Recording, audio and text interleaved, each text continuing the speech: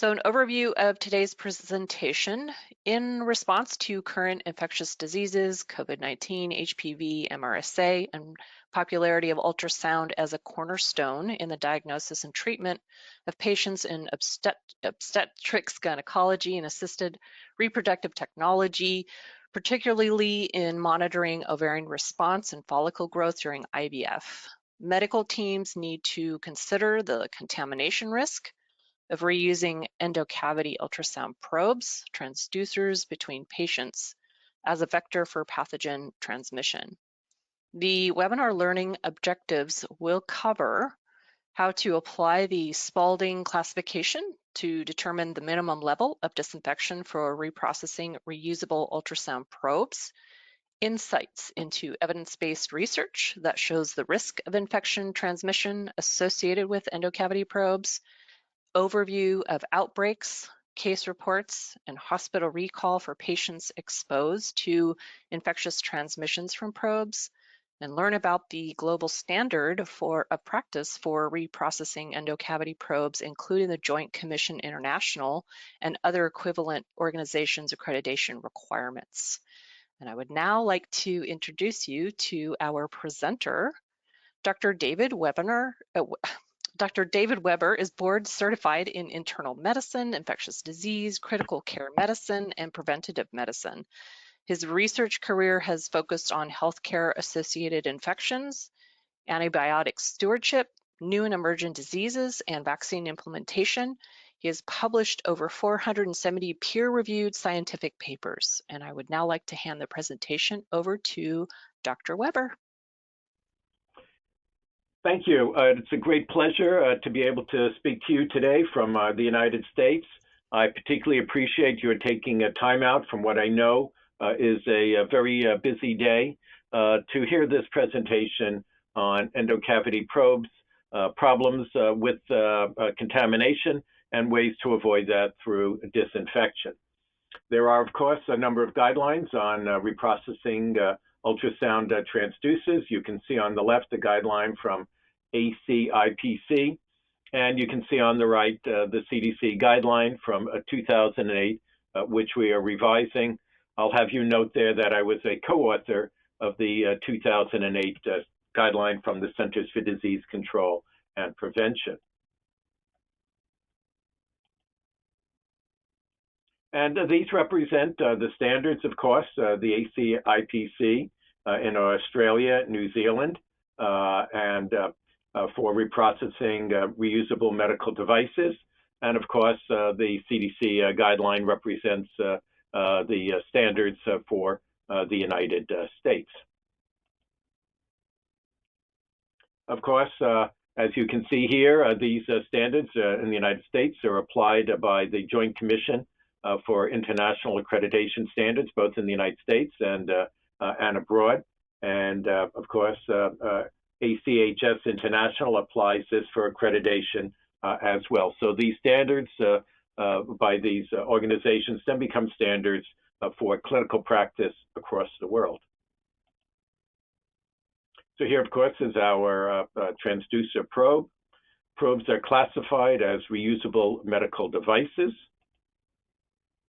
After use, they must first be cleaned and then appropriately disinfected to prevent the transmission of pathogens from one patient to another. The level of disinfection required depends on the cross-infection risk, which is contained in the Spalding classification. So the question here is, do you currently use the Spalding classification to determine the minimal level of disinfection for reprocessing endocavity probes? And please select one on your computer. You can select yes, no, not sure, or not aware of the Spalding classification. So please do that, make that selection now.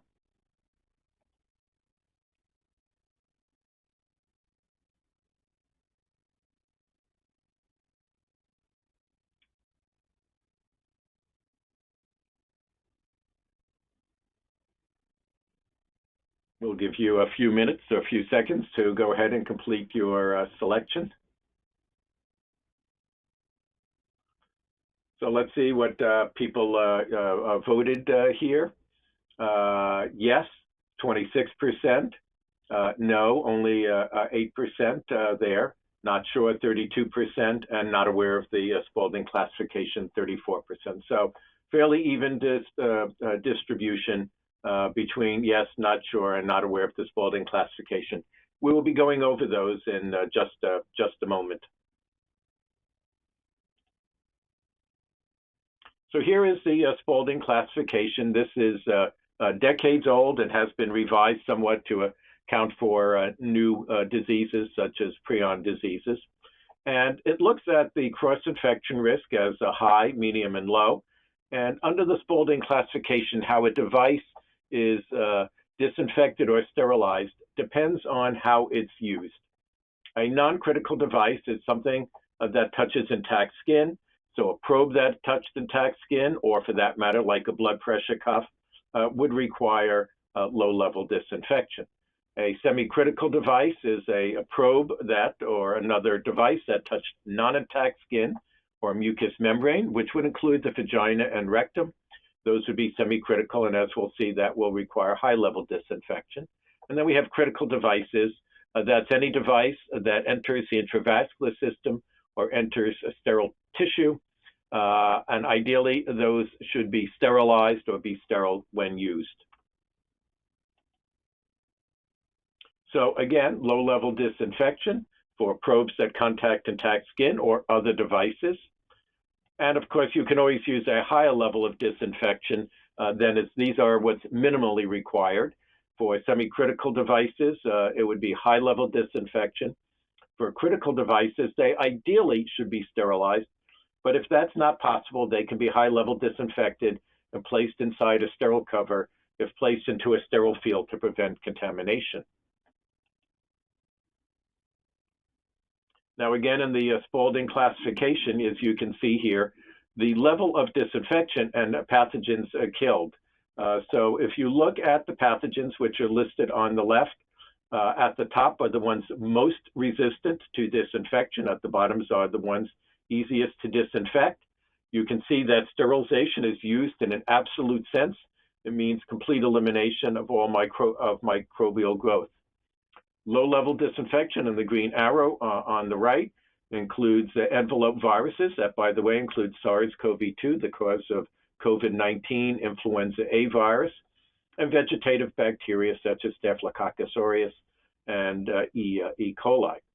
High-level disinfection then will cover the fungi, the small non-envelope viruses of a particular importance here, things such as norovirus and HPV, both of which would be found, could be found in stool. And it also covers mycobacteria, tuberculosis, and other mycobacteria. But HLD, while will often eliminate bacterial spores, may not completely eliminate bacterial spores such as Bacillus subtilis and Clostridium difficile, although it will be active in removing a number of those spores. So for non-critical devices, low-level disinfectants, as we mentioned, and for semi-critical devices, we want to use a high-level disinfection method that would kill all viable microorganisms except for small numbers of bacterial spores. So here is a probe. Now, why is high-level disinfection? Endocavity probe is necessary. The disinfected area, the area, as you can see, that would have direct contact with a mucous membrane, for instance, and there's certainly a risk of contamination due to damaged condoms. Condoms often fail, and what's more, as you remove the condom, you might contaminate the underlying probe. The handle is not an area that is often disinfected in chemical disinfection, but there is a risk of contaminating the handle, even though it does not have direct contact with the non-intact skin or the mucous membrane, through contamination of hands or gloves which have touched the patient or have touched the probe that had contact with the mucous membrane. So another question for you. Are you aware of the infection risk when low-level disinfection was used instead of high-level disinfection for disinfection of endocavity ultrasound probes? And I should say by endocavity probes, I just want to be exactly clear. We're talking about probes that would enter, say, the esophagus, such as for transesophageal esophageal echocardiography, or enter the vagina or rectum for ultrasound of internal body organs. So again, please select one of the following: yes, no, or not sure, and we'll give you some time to answer that question.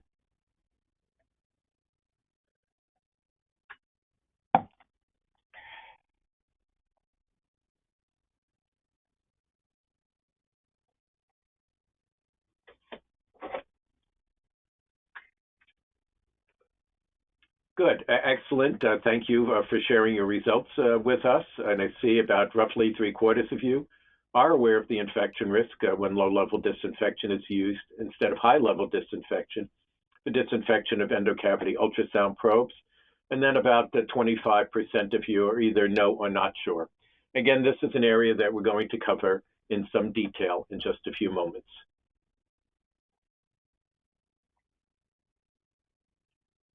So research shows that transvaginal probe contamination, despite probe cover and low-level disinfection.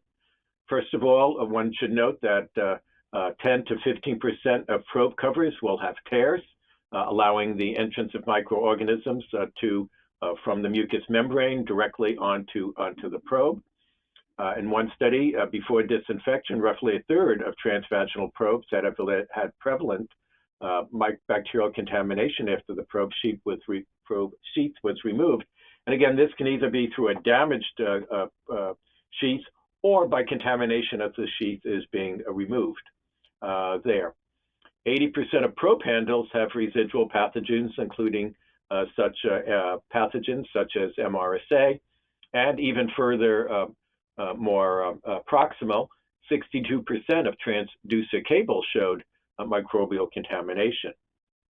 A meta-analysis found the procedures using low-level disinfection wipes, contamination remained importantly up to 13% for pathogenic bacteria and 1% for pathogenic viruses on endocavity probes. And this is because obviously when you use a probe wipe, you need to have contact of the wipe for a sufficient time of every single surface. So if there is either insufficient time, improper use of the wipe, meaning it already had dried out, or you missed a little piece of the probe, then you end up with residual contamination. And there are many studies out there showing that despite probe covers and low-level disinfection, pathogens remain on the probe. Of particular importance, of course, is HPV, human papillomavirus, and you can see here studies from Hong Kong, France, Spain, and another study from France showing that these probes, when tested after use, anywhere from about 3% to as high as 15% were positive for HPV as measured by looking at genetic material. The study highlights low-level disinfection to be insufficient. A retrospective study from 2010 to 2016 revealed an increase in infection risk in the 30 days following transvaginal ultrasound. These patients were found to be at roughly 40% greater risk and a 26% greater risk of needing an antibiotic prescription in the 30 days following their transvaginal ultrasound. So we've noted here that this is quite important. So it's not just a laboratory finding that these probes might have, and certainly do have, pathogenic bacteria or viruses after use in a patient with probe covers and low-level disinfection. But clinically, there is a substantial risk to the patient of acquiring an infectious disease requiring therapy. Now, again, infection risks of low-level disinfection of endocavity probes. This was a computer model. The goal was to assess risk for transmission of infection via endorectal or vaginal ultrasound probes using probe covers and low-level disinfection in France. I was a co-author of this study. Method was a stochastic Monte Carlo simulation. The results showed over France there'd be 40 new HIV infections, For other viral diseases, a range of somewhere between about 1,500 and 15,000 other viral diseases. And the conclusion is one must adhere to the guidelines from the Centers for Disease Control for the use of high-level disinfection, which, as we've already seen, are really the standard from across the world. On the right, you can see an actual reproduction of a table from that paper, and you can read that in detail. The references are all listed for you at the end of this presentation.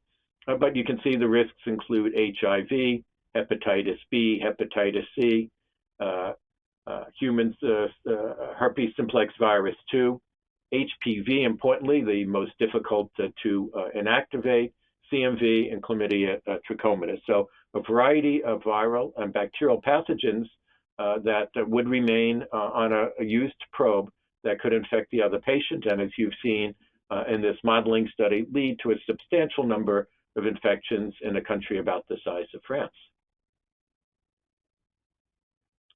So if you think compliance is expensive, certainly try non-compliance. This from a U.S. Deputy Attorney General there. So in the United States, failure to perform correct disinfection certainly has led to a substantial legal risks, expensive lawsuits filed against hospitals as well as individual practitioners for improper probe disinfection and putting patients at risk, as well as another case of patients possibly exposed to sexually transmitted diseases.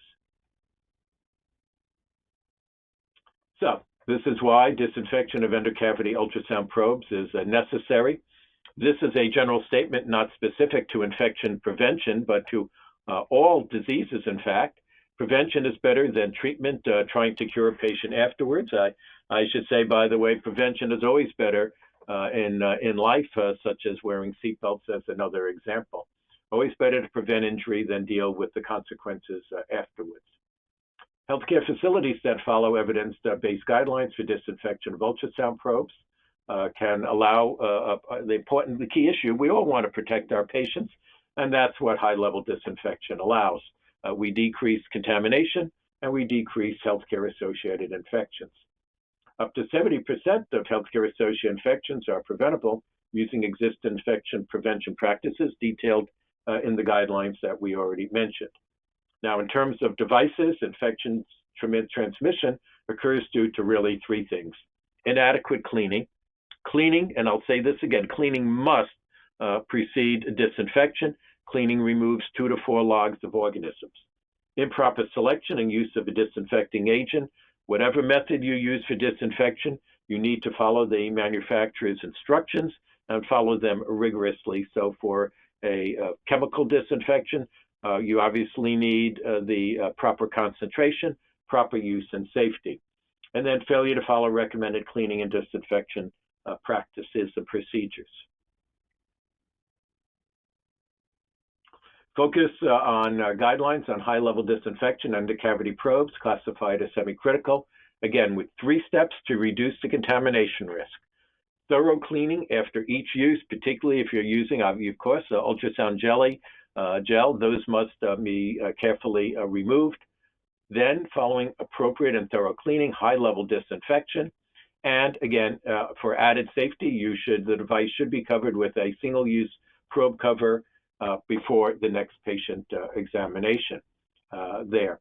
And reference guide to cleaning ultrasound transducers in obstetrics and gynecology.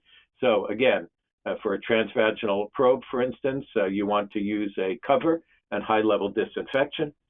For external probes, if it's intact skin, you really don't need a transducer cover, but it's always good and safe to use one and low-level disinfection. If you're using the probe on non-intact skin, such as a burn patient, you should be using a transducer cover and high-level disinfection.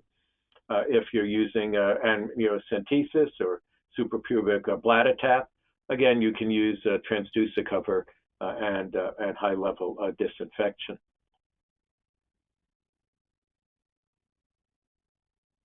So, next question. Does your facility complete all 3 steps? First, clean, Second, disinfect. And 3, use a probe cover before using, or after using a transvaginal probe on a patient before using it on the next patient. Please select between yes, no, and not sure.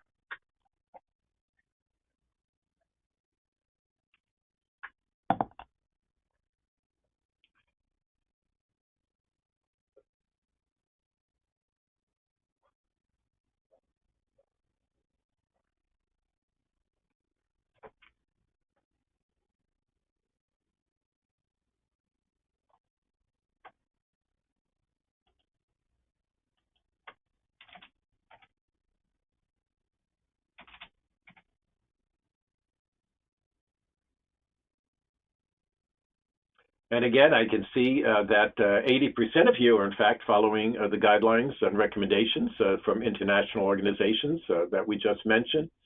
7% of you say no, and 13% are not sure.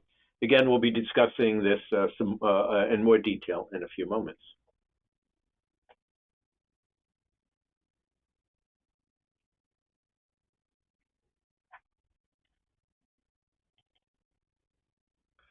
So let me explain again. Another way of looking at it is this so-called, right, sorry, we'll go back down. This is called the Swiss cheese model of medical errors. And of course, as you know, in Swiss cheese, there are various holes in the cheese. In order to have a medical error in general, you have to have something that lines up with each hole, and you can prevent it by using various steps along the way. So you can see here cleaning, which actually removes 2 to 4 logs of organisms. We've shown this with my colleague Bill Rotella repeatedly in lab-controlled experiments and in real life. Then you use a second method after cleaning of disinfection, which achieves a 4 to 6 log reduction, high-level disinfection here for ultraviolet light, a 5 log reduction. And then by adding a probe cover before you use it on the next patient, you get a 2 log reduction of contamination of the probe. Again, not complete safety, but some reduction. So if you add all of those up, you end up with your total log reductions here, which is, you can see, would be for this model, would be 9 log reduction, which is substantially higher than any possible contamination on a probe. And here we're talking specifically about HPV. Again, 3 steps to reduce contamination risk. UVC radiation is an effective disinfection method to inactivate human papillomavirus there. So it's really UVC irradiation, and you can see here that as with actually all microbes, they are all susceptible to UVC, although it depends on duration and energy levels for how long it requires to disinfect some different microbes there. As we've noted earlier, HPV will be more difficult to kill than an enveloped virus, but you can see here that UVC radiation is very, very successful. And here they were using the automated antigermics there, and this device showed efficacy against the HPV 16 and 18 types. These are 2 of the most crucial types, most frequent as well, because these are the types of HPV associated with cervical and vaginal cancer. Notice that OPA in these studies showed minimal efficacy. So these results from this study suggested that healthcare facilities using endocavity ultrasound probes need to strongly consider disinfection methods that have been demonstrated to be effective against HPV. Again, 3 steps to reduce contamination risk. You can see, of course, on the left, 0 logs give you no % reduction. Once you get into the green, 7 to 9 logs, you're talking about tremendous reductions there of 99.9999% inactivation there. And so if you started with 1 million HPV, by the time you reach 7 logs, you've completely eliminated all the HPV. And then you can see here what type of kill levels you get with low-level disinfection plus a commercial cover, condom cover, compared to UVC plus commercial cover or a condom cover, and the enormous log reductions and safety factors that you have with use of a method such as ultraviolet light compared to low-level disinfection. Keep in mind that, of course, patients who would be infected with HPV, you're almost certainly never going to know about. This is a hidden epidemic because they won't be picked up for months or years until somebody does a test for HPV, or they would develop a cancer that was HPV related. Again, steps to reduce contamination for HPV, cleaning, low-level disinfection, and probe cover. You can see here that you have only 99.9% removal at best. And so if you have enough patients, clearly there are going to be patients in whom this method will lead to contamination and infection. Whereas on the right, if you use a high-level disinfection, such as with ultraviolet light, you're adding cleaning 2 logs, which is really 2 to 4 logs in many cases, disinfection 5 to 7 logs, and then additional protection with a probe cover, which really gives you a zero risk for the patient. Now, JCI reinforces prevention and control of infection in their latest standard review. JCI is the Joint Commission International, which does accredit, JCI in the US accredits hospitals for billing from the federal government in the United States, but as well they have an international accreditation association as well, just as a way of demonstrating hospitals are following guidelines, not only in infection prevention, but all standards related to improving patient safety and improving patient care. So the Joint Commission Prevention Control of Infections here under the guideline. Procedures that involve contact of medical surgical equipment, devices, and supplies can be introducing pathogens and lead to infection. They note failure to properly clean, disinfect, or sterilize and store the devices not only poses a risk to patient, but carries a risk of person-to-person transmission. And it's crucial that healthcare personnel follow standard practices for disinfection and sterilization, which include proper cleaning and then appropriate disinfection and sterilization per the Spaulding classification. They then go on to give you a number of guidelines there that they follow the manufacturer's guideline for low-level and high-level disinfection, and follow professional guidelines, which I've already mentioned for a device that touches the mucous membrane, require high-level disinfection there. Also, that you follow appropriate methods for cleaning, disinfection, and sterilization, and these are coordinated and uniformly applied throughout the hospital. And then once the device is cleaned or disinfected, it should be properly stored in an area that's clean and dry, protected from dust, moisture, and temperature extremes. Again, they say hospitals reduce the risk of infectious diseases with medical and surgical equipment. The intent revised to recommend that hospital use the Spaulding classification system to determine the appropriate level of disinfection or sterilization for each medical device. And they added the information on the expectation of hospital leaders. So it's incumbent for individual practitioners as well as hospital leaders to follow these standard recommendations. When to consider in selecting a high-level disinfection system for ultrasound probes, 4 key considerations. First, workflow. To meet clinical workflow requirements, medical staff need to consider the turnaround time between patients. Obviously, the shorter turnaround time that provides appropriate disinfection maximizes patient throughput.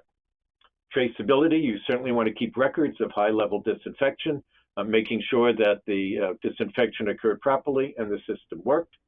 Automation certainly provides benefits over manual disinfection, as opposed to, say, dipping a probe into a liquid chemical that include reproducibility and a consistent disinfection process between operators. It reduces staff error, and very important, does not expose, if you're using UVC, does not provide any exposure to chemical fumes, and therefore maintains and assures safety of the healthcare personnel. And then validation, automated verification system monitors that monitor critical process parameters in real time. And with the use of the UVC device, you're getting monitoring continuously of UVC irradiation on the device, making sure that you're getting proper high-level disinfection. And this is harder to achieve with a manual system. So in conclusion, the evidence-based research is a major driver in changing clinical practice, establishing new guidelines, and clinics adopting new technologies such as UVC high-level disinfection.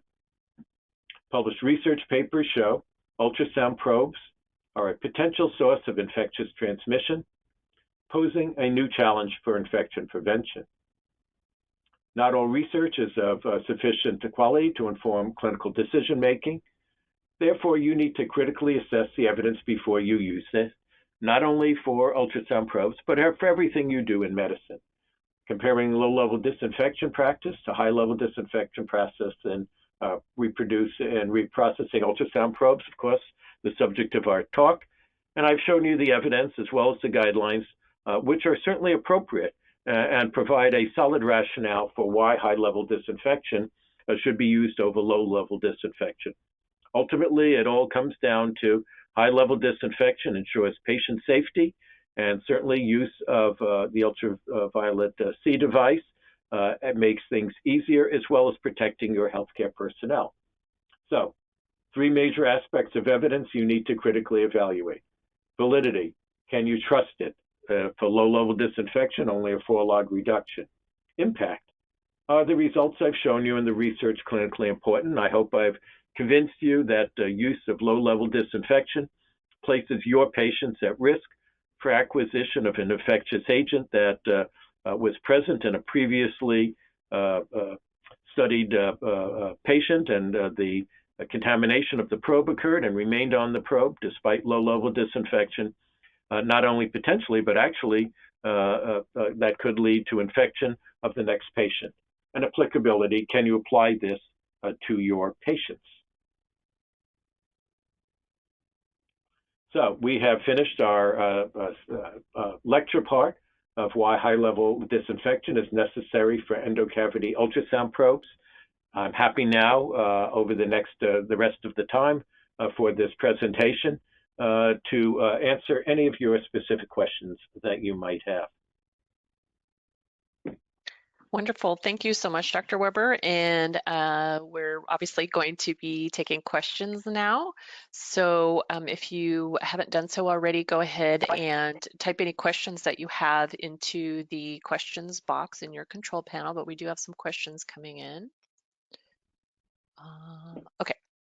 The first question, if the probe cover does not tear, do I still need to disinfect the probe before the next patient? The answer to that question, it's an excellent question, is yes, for several reasons. One, multiple studies have shown that probe covers may fail, have inapparent, and I want to say that again, they may have holes or leaks you're not aware of. The way those studies are done looking at probe covers, there are a variety of techniques one can use. One would be if it's something like a condom cover, is just take it off. You can fill it with water, look for small leaks. If it's a more solid material, you can use various methods such as filling the probe cover with electrolyzed water and then using technology looking for ions and others. So probe covers, even though they're not visibly leaking and have holes in them, often will tear or leak. That's the first issue.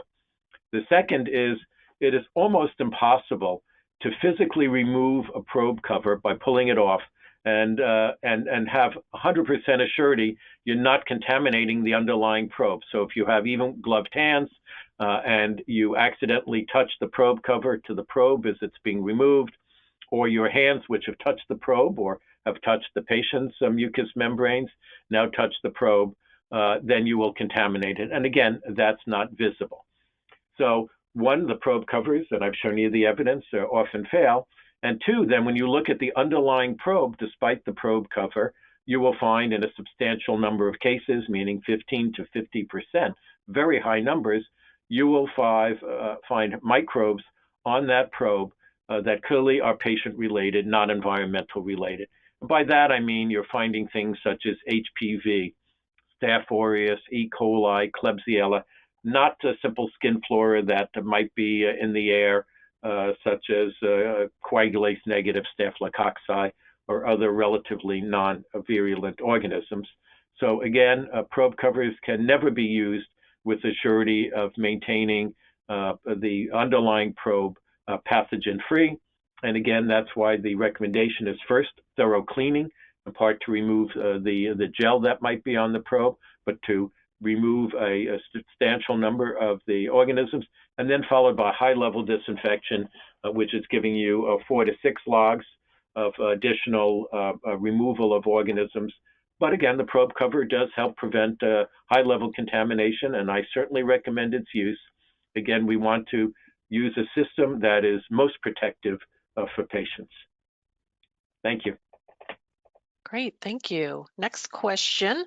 My manager recently implemented a new automated disinfection system, not just because it was quicker, but rigorously tested against HPV. What evidence do you need to prove a system has been tested against HPV? That is really an excellent question. So there are several ways to test against HPV. HPV is very difficult to culture. So the most common way of testing is to actually look for HPV DNA, which can be done. And certainly if there's no DNA on the device after cleaning and disinfection, then you have eliminated all the HPV. However, if you do find HPV DNA, it doesn't necessarily mean it's viable HPV, in which case you would have to use a culture technique to find the HPV, which is difficult, but there have been published techniques there. And I should say, when one looks at using some of those HPV culture techniques, there is a literature that suggests that some standard high-level disinfecting chemical agents may be unable to inactivate HPV. So that is an ongoing area of research and concern. The Centers for Disease Control has not specifically stated that agents which have been approved in the United States by the FDA for high-level disinfection, that you need to select agents specifically that studies have shown that inactivate HPV yet. But it is a major concern that there are some studies showing that some of the FDA-approved high-level disinfectants may not completely inactivate HPV.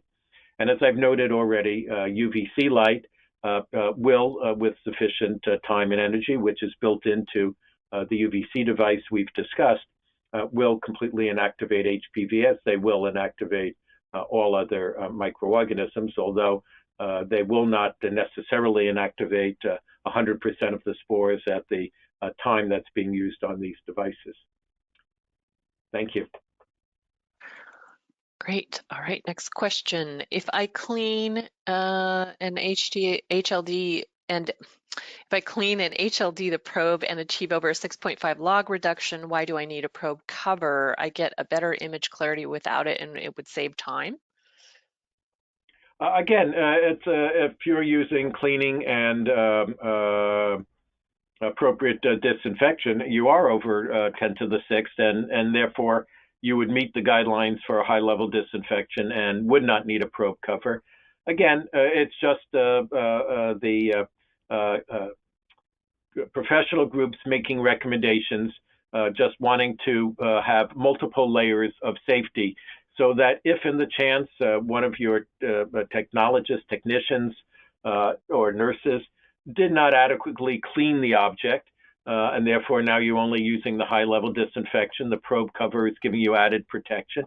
It's much like in the same reason in the United States, we build cars that have seatbelts, then they have airbags, and then the car itself is built to, in a high-speed collision, to sort of crumple properly to protect the passengers, because we want redundancy in our system, so that if one system doesn't work, for instance, somebody didn't buckle their seatbelt or the airbag failed, you have other systems to protect you.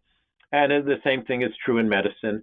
We are risk adverse, and we like to build in systems that help prevent any possibility of errors if there is an error in the processing such that one part of the processing is not done correctly. It's the same reason in the United States, for instance, when we do a blood transfusion, a high risk of substantial patient harm if someone gets the transfused blood that's improperly cross-matched. So in the United States, we have a double check system where two nurses separately have to independently verify that the blood that was sent to the patient is in fact the correct blood type of the patient before it's administered, just a way of assuring additional assurance of patient safety. And we build this into many things that we do. When we have a patient with MRSA in the United States or another multi-drug resistant organism, all our healthcare personnel in the room will wear gloves. You could argue that if a healthcare personnel performed hand hygiene with soap and water or an alcohol disinfectant and the patient had MRSA, 100% of the time, if they followed hand hygiene, they wouldn't need to wear gloves. We wear gloves to add in that extra burden, extra level of safety, because we know healthcare providers sometimes forget to wash their hands, and so we want redundancy in the system. And that's why we recommend probe covers. Thank you. Next question, do you have thoughts on the use of wipes for HLD? So the concern about wipes for HLD as opposed to another method such as UVC are a number. I've already talked about the fact of redundancy. Here I'll also mention that to the extent possible in medicine, we've always found re-engineering a system is better than trying to educate individuals on how to do something properly. That's why when you look at, say, an automatic endoscope reprocessor such as an ERCP scope that automatically cleans and disinfects a ERCP or duodenoscope, you find lower risks for contamination, as opposed to having a human do all the manual cleaning and the manual chemical disinfection. If they did the cleaning and disinfection 100% of the time, it would work. So the problem with the chemical wipes, the chemical is certainly active if it's a high-level chemical against the pathogens we've mentioned. But the wipe has to be used properly, first of all, meaning it can't be dried out, it can't be past its storage time there. Depending upon the size of the device, like let's say you were using a transesophageal probe, or you have a very long device, you may need to use more than one wipe to cover it there. And most importantly, the chemical must have contact with the pathogen for the correct time period to inactivate it. So you take your chemical wipe and you wipe the probe, and ideally you would also wipe the handle where your hand was, as I've already mentioned that was contaminated. You have to make sure you've touched every single part of the probe. This is, can be difficult because the chemicals are generally clear. You can't see what part of the probe you've touched. You can't really see whether you've missed anything. So yes, when done perfectly properly, you would get 100% safety, but it's very hard to assure all of those other factors, and it's much easier to use a system such as a UVC, where you put the device into the machine, you close it, you push a button, and you're assured completely that every part of the probe was reached by the UV light and disinfected. So again, we've engineered here a system that reduces and eliminates any possibility of a human error in not touching every part of the probe with the correct concentration and proper use of the wipe. Thank you. Okay, next question. What is the correct method to clean and wipe the probe? Any specific way of cleaning? So here I cannot give you absolutely a specific guidance on cleaning. I'll give you some general guidance. So you need to look at, for your high-level disinfection method and the exact probe, what the manufacturers recommend for the cleaning method. That is, what type of specific wipe they use, or is it an immersion into water, or is it put into running water? So I can't give you a specific cleaning method. What I can tell you is whatever cleaning method you do use, of course, you want to remove any gel that might be on the probe, any visible contamination, so anything that you visually see, meaning mucus, any dried blood, serum on the probe, any discolored areas, all of those should be cleaned, and so the probe should look as completely clean as possible, as essentially look just like when you purchased it new. And you need to follow the manufacturer's recommendations, both for the disinfection method and the probe, to do that cleaning properly there. Now, I should tell you the difference between cleaning and disinfection, just to be clear here. Cleaning is the physical removal of grime, dirt, and microbes, gels, other things that would interfere with the disinfection method. But it doesn't remove microbes completely, so it does remove a few logs of them, but there are clearly going to be residual microbes left after cleaning. Disinfection then is a chemical or another means. In this case, we've talked about UVC light irradiation for actually killing microbes. So that's the difference between cleaning and disinfection. They're synergistic and additive. They should always be used together to achieve the maximum removal of microbes in order to protect your patients. And this is not specific to endocavity probes, but it's critical for surface disinfection of room surfaces in hospitals, as well as instruments that would be used for surgery.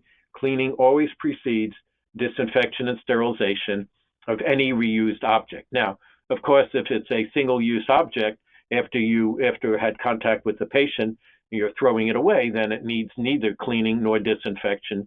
You would just discard it, and you need to just make sure it's not improperly reused if it's labeled as a single-use object.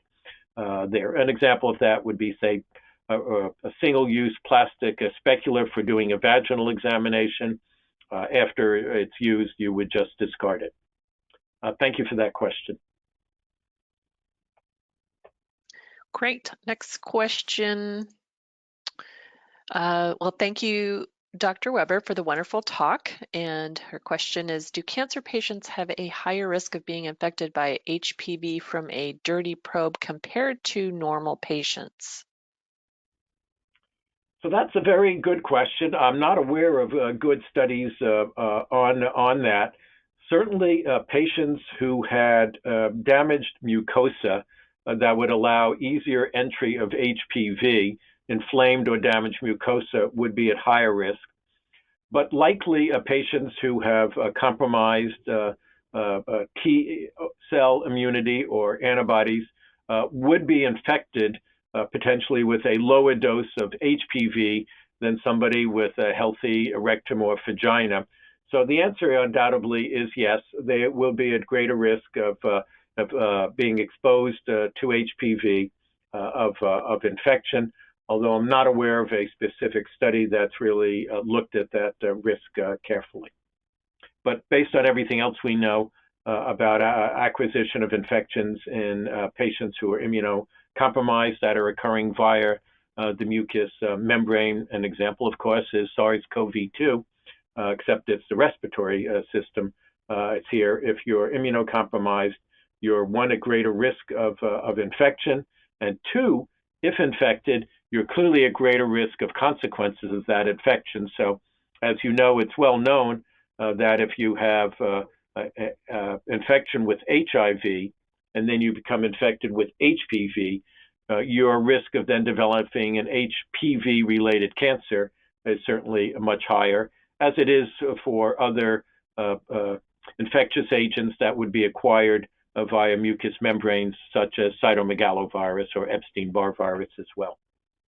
Thank you. Very good question. Okay, and I think we're on to our last question here. For FNA cases like FNA of thyroid nodule, do we need to have HLD of the probe also?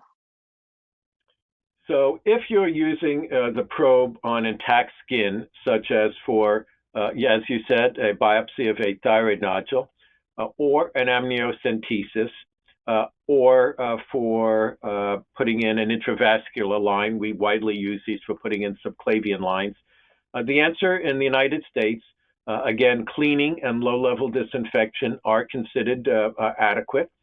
If you choose, you can certainly do high-level disinfection. Again, the guidelines only set a minimal disinfection standard, but unless the probe was grossly contaminated with blood, the answer is no. And here, low-level disinfection is adequate.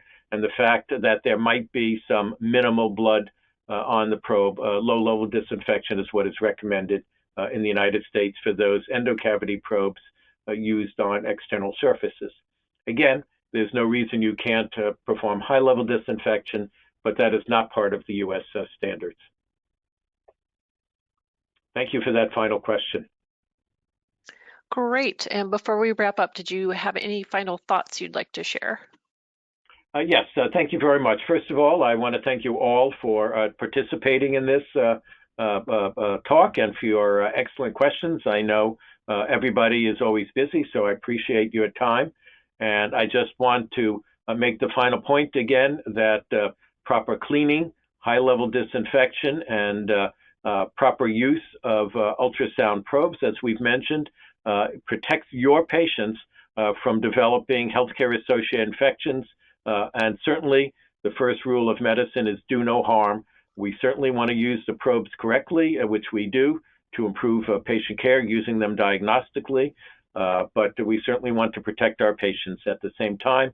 And as I've laid out, that can be done in a relatively straightforward method. Again, thank you for your time. This will be followed, by the way, by a survey at the end that we hope you will all complete. Thank you so very much, Dr. Weber, for your presentation and for taking the time to answer the questions. And we also thank our audience for attending. And on behalf of Dermatech, Delta Medicines, and Connet, who sponsored the webinar, we would like to thank you for taking the time to join again. And at the end of the session, as Dr. Weber just mentioned, please complete the quiz so a certificate of attendance can be sent to you. Please enjoy the rest of your day.